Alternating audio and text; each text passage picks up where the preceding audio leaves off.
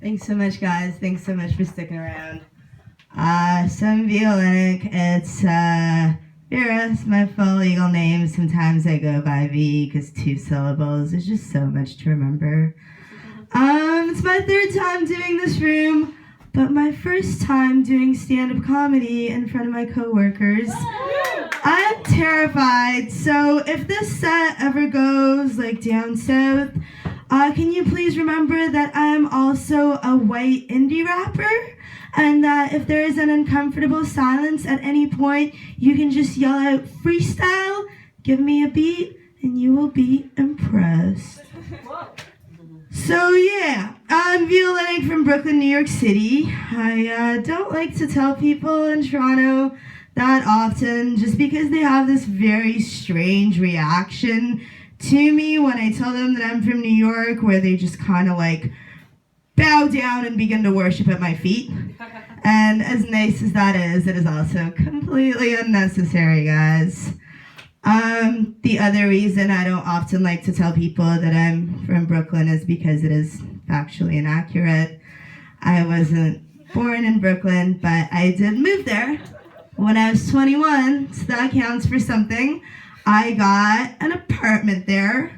I got a job, unpaid internship, but who's counting? I got a boyfriend, and I got a bank account. And then I got like 5 other bank accounts for some reason. In retrospect, it does not make a lot of sense, but I know exactly why I did it at the time. I don't know if you guys are familiar with the term chuck kiting or paper hanging, it is colloquially called. No? Okay, let me enlighten you. It is a very minor form of bank fraud, virtually unpunishable if you do it right. I'm sorry, if you are white. I always get those confused. What it is it just sort of leverages the time period between the time that you deposit what is hopefully a check into the ATM and the 5 to 7 business days that it takes for the banks to process it. In Canada, there's a measure against this usually where they hold part or all of whatever you deposit in there. In the States, even a unpaid editorial intern with mountains of student debts gets her cash released to her right away up to $1,000. So I can put in like whatever into an ATM, type in $800, get that $800. Now, if in 5 to 7 business days that $800 is not there in the bank, then I'm in trouble.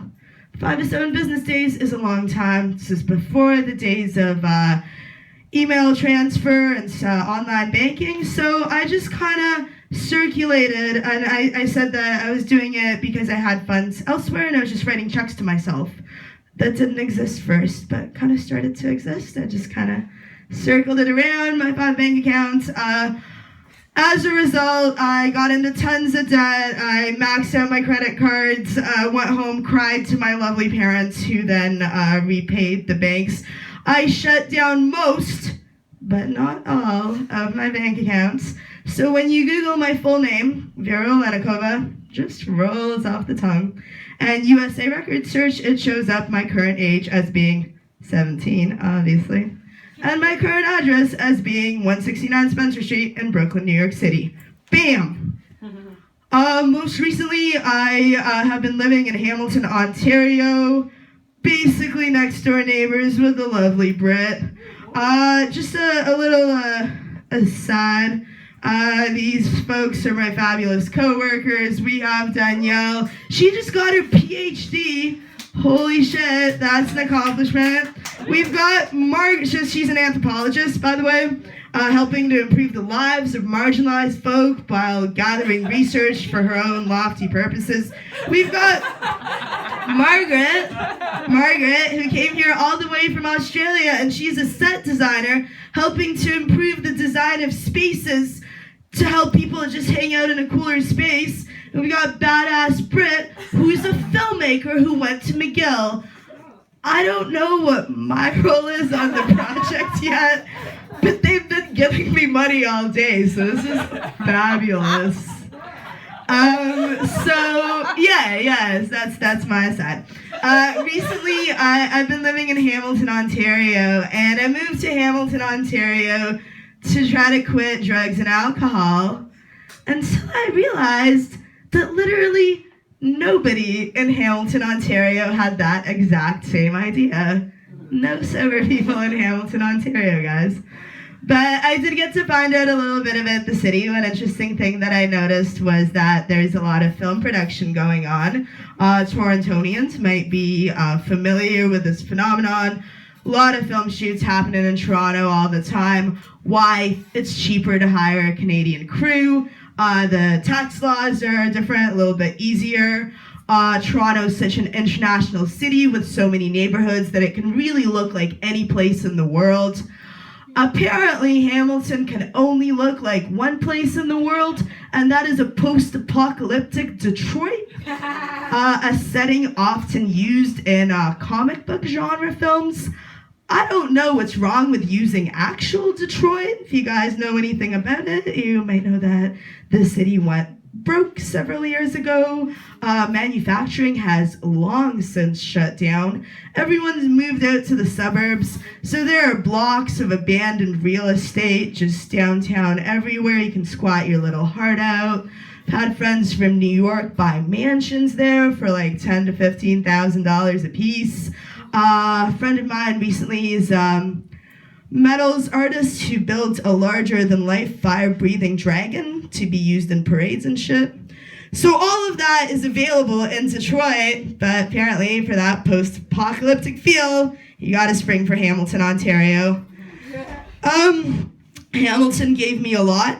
It gave me a boyfriend. My boyfriend's name is RJ. He is German. I'm a Russian Jew. This is about to get awkward in a minute. But on our first date, I was trying to guess what RJ stands for.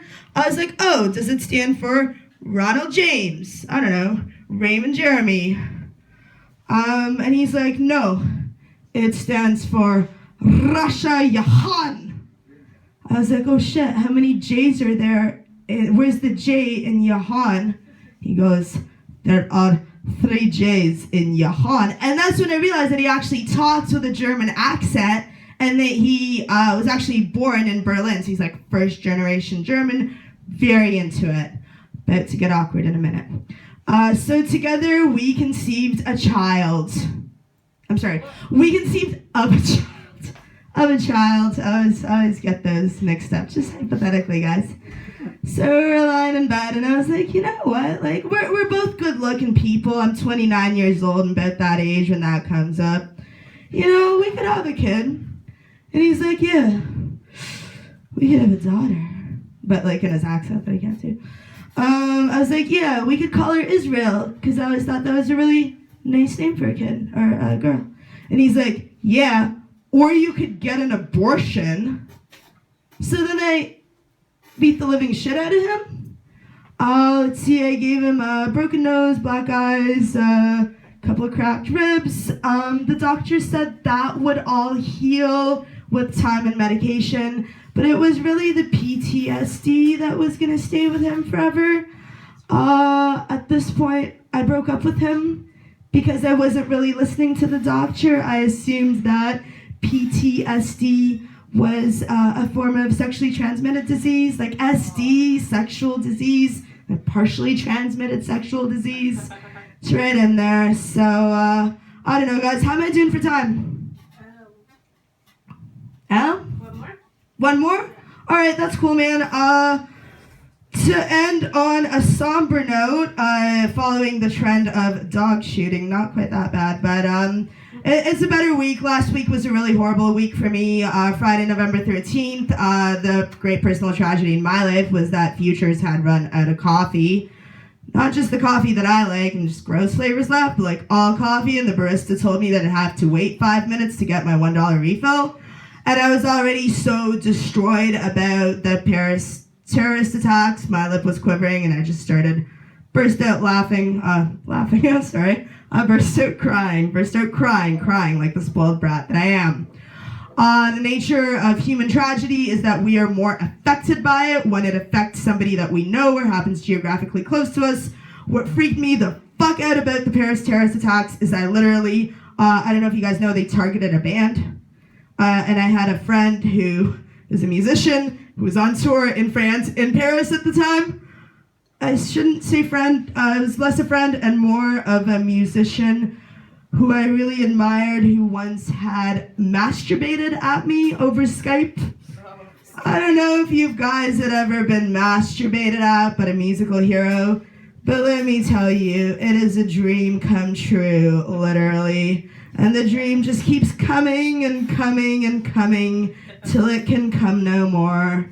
And then it signs off of Skype and deletes you on all social media the next day, except Skype, so you can always see when he's online, probably masturbating at other fans, frequently and vigorously. He was okay. Thanks a lot, guys. You guys are fabulous.